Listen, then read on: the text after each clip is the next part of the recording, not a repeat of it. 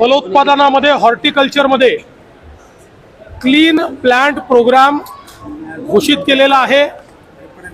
Clean plant प्रोग्रामच्या अंतर्गत आमच्या फलोत्पादक शेतकऱ्यांना त्या ठिकाणी रोगरहित सॅपलिंग रोपटी मिळणं हे अत्यंत महत्त्वाचं आहे आणि अशा प्रकारची रोगरहित रोपटी मिळण्याकरता देशामध्ये क्लीन प्लांटचे 9 वेगवेगळे सेंटर्स ते उघडणार आहेत। या 9 सेंटरपैकी 3 सेंटर त्यांनी महाराष्ट्राला दिलेले आहेत, ज्याच्यामध्ये द्राक्षावर सेंटर पुण्याला असेल, संत्र्यावरचं सेंटर नागपूरला असेल आणि त्याचसोबत जे डाळिंब आहे याच्यावरचं सेंटर सोलापूरला असेल।